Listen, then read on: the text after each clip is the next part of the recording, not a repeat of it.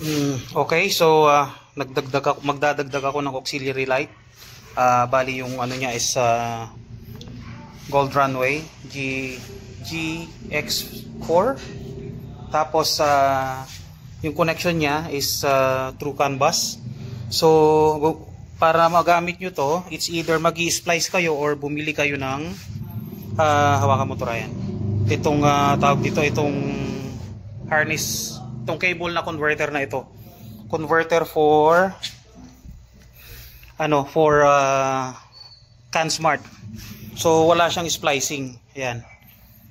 Okay, so ni-utilize ko yung yung circuit 1 and 2. And yun nga, ito active pa rin yung yung sa likod. Bali ang hindi ko lang gagamitin dito is yung horn, kasi hindi ako mahilig sa maingay na horn. So para ma-activate to, usual lang, etong Denali, long press dito. Ito, long press lang, 3 seconds. Okay. Yan, so ayan umilaw na. Ito namang dalawang ito is ipipress lang ng 3 times to.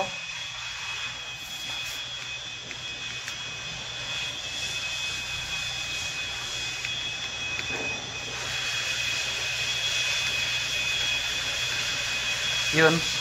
So nag-activate na. Nag-activate na siya doon sa kabila, pero wala. 1, 2, 3. So doon namatay siya rito, pero dito wala pa. So I think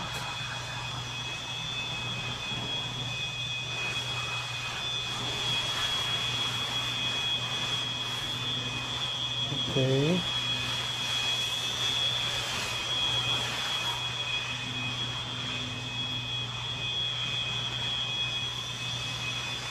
So, kanina umilaw na siya eh.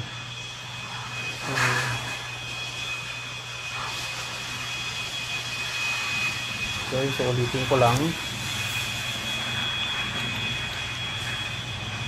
Ayun, gumagana dun eh. Hindi lang niya matrigger dito. Kanina umilaw na siya eh. Ayun, 1, 2, 3. Auxiliary light has been switched off. Ayaw niya, pero kanina umilaw na.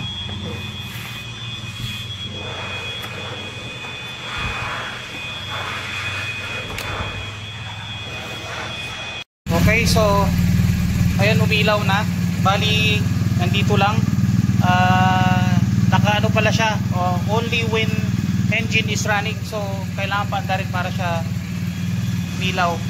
So ayun nga, papatayin ko ng kwan dito. 1, 2, 3. Mamamatay na rin siya. So hindi mo na kailangan yung usual na switch ng Gold Runway para mapagana siya. So yun nga lang, mag-invest ka rito sa cable na ito. Mahaba, so i-dress ko na lang ng maayos mamaya. Okay, thank you. Okay, so ito yung final outcome ng additional auxiliary lights. Yung original fog lamps is hindi ko muna kinabit kasi magmo-modify ako dun sa Wonderlic na na bracket. So baka sa Sunday ko na ikabit. So papakita ko lang kung paano ko siya minount. Yan. So ito yung GR Gold Runway. Ito naman yung Denali. Dati itong Denali nakaharap ito, ngayon ginawa ko siyang pababa. Gawa nung itong SW Motec na auxiliary light bracket ay maliit dito. So mas bumagay nga ngayon. Okay? So yan.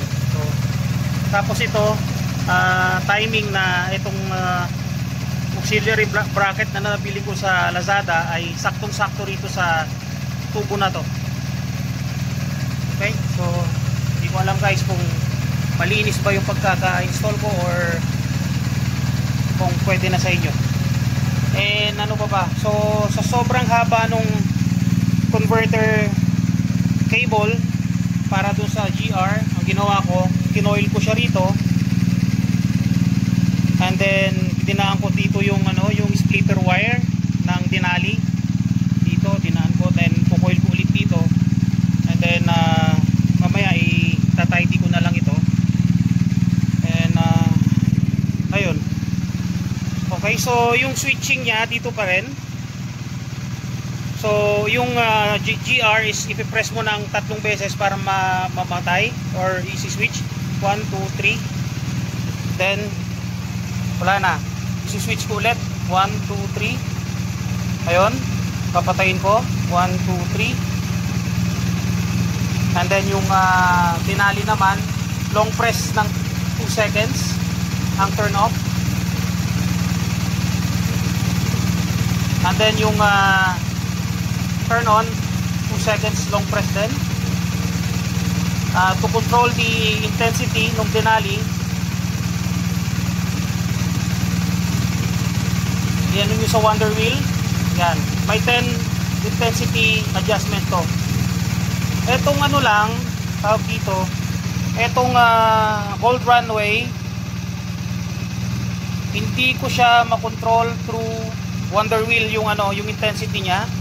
But ang mangyayari pagka kinontrol mo siya sa ano, sa kung hindi siya gumagalaw, yan o, yun, mamamatay lang. So walang intensity control yung Gold Runway pagka kinabit mo sa Denali Can Smart. So ito yung pagka-tidy ko ng cables. Yan. So dinaan ko siya rito, then dyan, dyan. Ayun, kayo na yung humusga kung maayos ba o hindi. Okay, so tapos na to, ready na to for ano, for vegan ride. Yan. So yung kulang na lang yung etong upper crash bar tightening. Ta-tight lang namin kasi hindi pa siya mag-fit. Then yun na yun.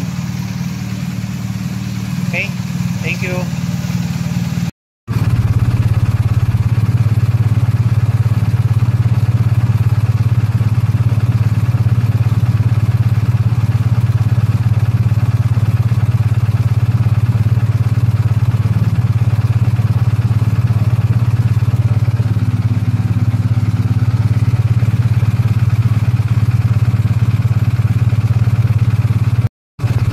So na-fix ko na yung ano, yung issue nung GR, yung hindi siya nakokontrol dito. Ngayon nakokontrol mo na siya. So nakokontrol mo na yung intensity niya from 0 to 10. So try natin. Yan. So 1,